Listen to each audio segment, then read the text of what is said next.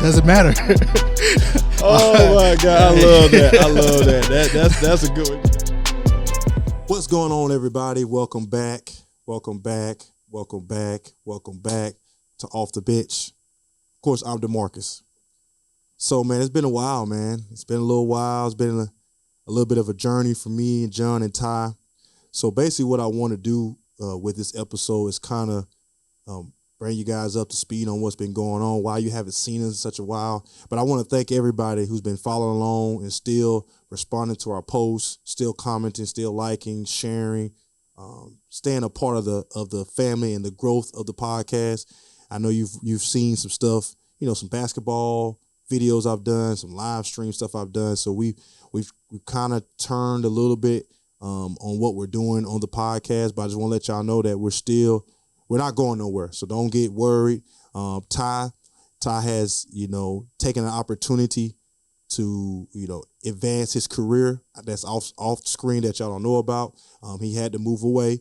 So Ty is not 100% done with the podcast. I still believe there's some remote opportunities for us to still work together. So please be on the lookout for that. And me and John, we wish Ty nothing but the very best in his endeavors, moving forward now. And like I say, hopefully we can keep everything still working together with our schedules.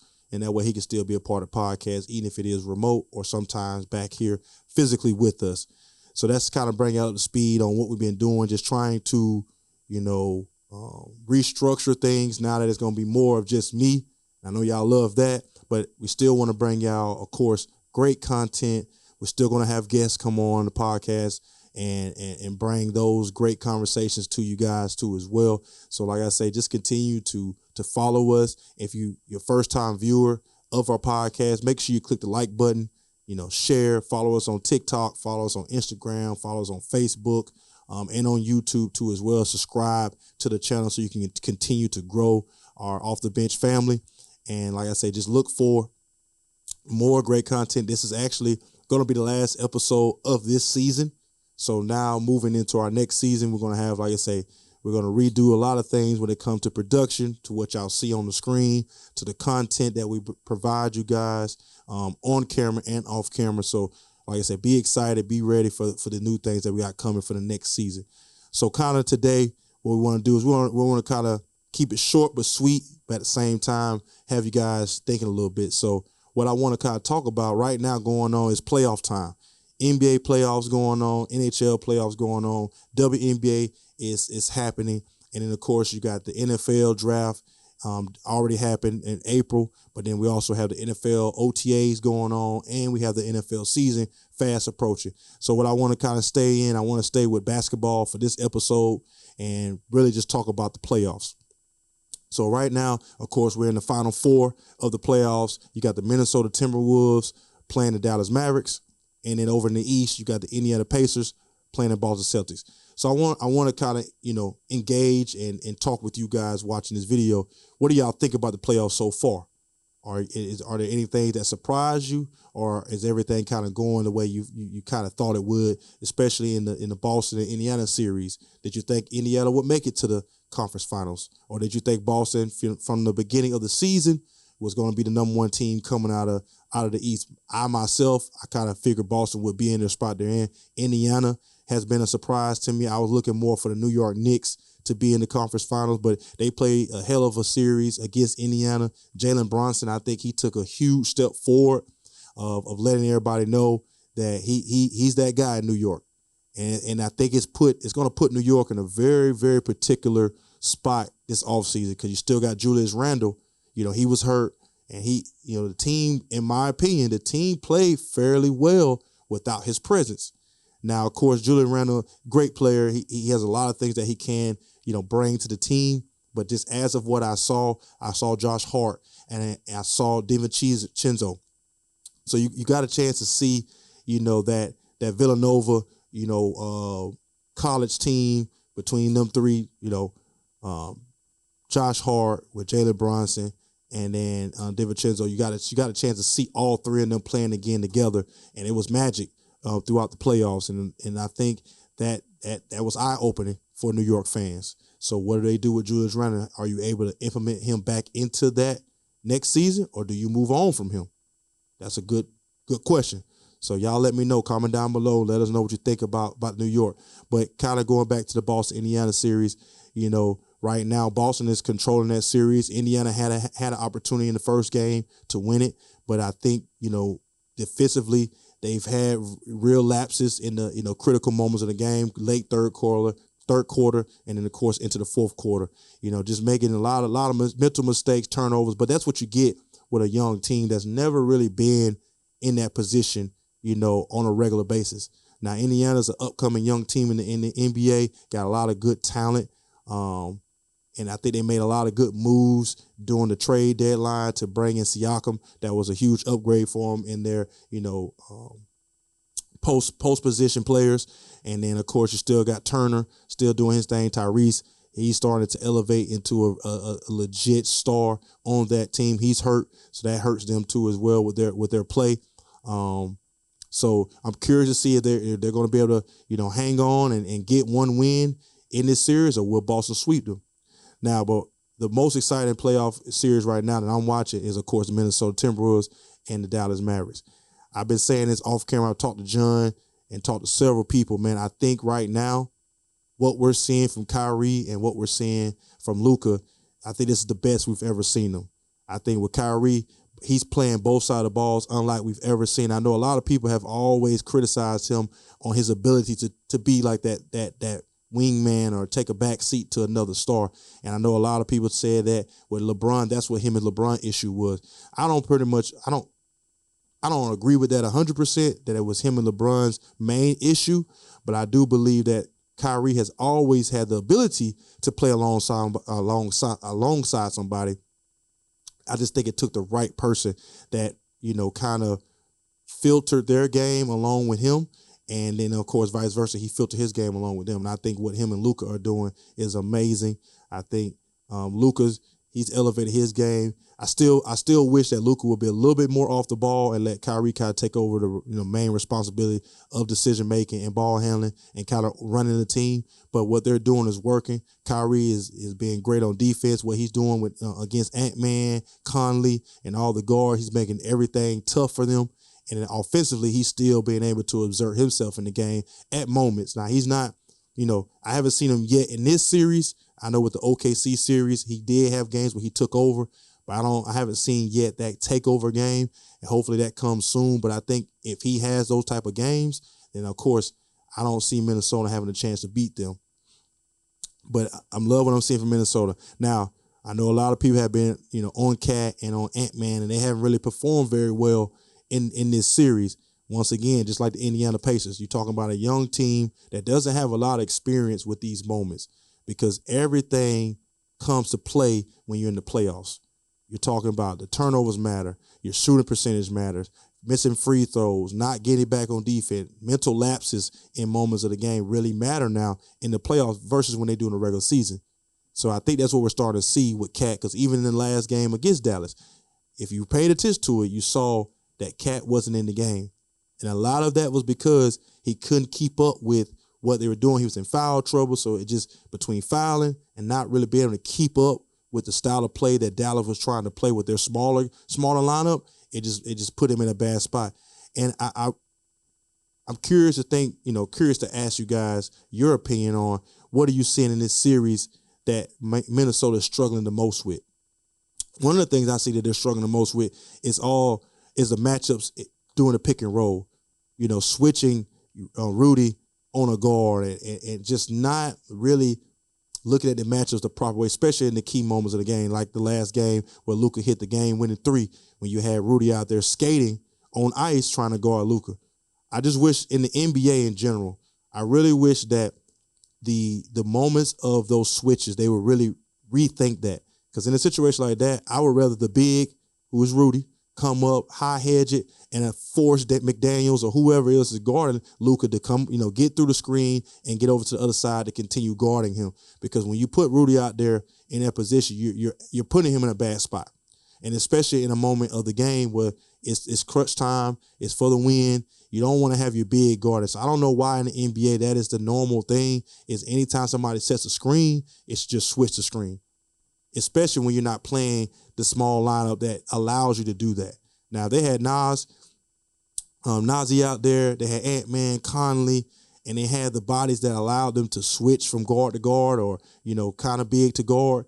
Because once they make that screen, they're not looking to use the big unless they are on the move to the rim or, like I say, another screen for another pick and roll opportunity to try to open up something in the middle of the court to either kick for a wide open shot or get an easy look at the rim. So you don't really have to be afraid of that. But like everybody in the building knew when that happened what was going to happen. So I'm curious, do you guys think that, the NBA needs to really, or I ain't going to say NBA because it's not really their fault, but coaches, do you think the NBA coaches need to really look at that again in key moments of the game that might not be the best option when it comes to a pick and roll situation, especially when they're trying to, obtain a mismatch in that moment. And then another thing that I noticed that's going on that's in the league right now, fouling at key moments of the game too. It's like, a team needs a 3-pointer to tie the game or possibly win the game. You're in the bonus. Why not just foul them and then allow them to shoot free throws and keep the game in control of your momentum versus allowing them to get the momentum by hitting the big three, sending you overtime, and now everything's going their way. So you kind of deflate them when you like, okay, foul, make them make free throws because then they have to make a decision. Do you make both free throws, miss one, try to get a rebound? So I think the strategy changes when now they have to make free throws down the line. And then, of course, they're going to foul you, and then you make free throws. Then the game don't get so much extended, but you just keep control of the game. So, but, in the Western Conference Finals, I'm loving what I'm seeing in this matchup. Every game has been exciting, in the Eastern Conference too as well. Now, I will say in the West, I think Dallas is going to pull it off, and they're going to come out of the West, and then I see Boston coming out of the East. Now, when you go into the finals, I ain't going to give you a whole lot, but I will say this. I believe this is the moment where you're going to see the Dallas Mavericks win another championship. And then if they do that, what happens with Boston? Do you think it's time to break that team up, or do you think keep that team together and keep running with it? Because Boston's going to run into a big trouble, a huge problem themselves because Jason Tatum's coming up for an extension or a new contract. What do you do with that contract? You already got Drew Holiday on a big extension. You already got Jaylen Brown on a big extension. What do you do with Jason Tatum? Are you able to afford the type of supermax money he's going to be looking for? So that's what's going to make it very interesting in the offseason if they don't win. So, but like I said, I think Dallas pulls it off, wins another championship, with Luka and with Kyrie in the backcourt and all those other major pieces that they brought in during the trade deadline. So let's transition, finally into the WNBA. So I know WNBA is going on right now. Everybody's loving what they're seeing in the women's league for sure. And then, of course, the biggest topic or biggest conversation is Caitlin Clark. Now, what's been going on with Caitlin, of course, she's on a team that's young, that's trying to rebuild, that's trying to they got one win so far this year. But I think a lot of people have or expected that her to come in and the team just be winning every single game. But I just want people to be real patient. Calm down. We're only 5-6 games into the season. Caitlin's trying to learn her teammates because, once again, she's been in a certain type of system. Because in basketball, especially in basketball, systems really matter. And what she's dealing with in the Indiana Fever is totally different than what she dealt with in Iowa.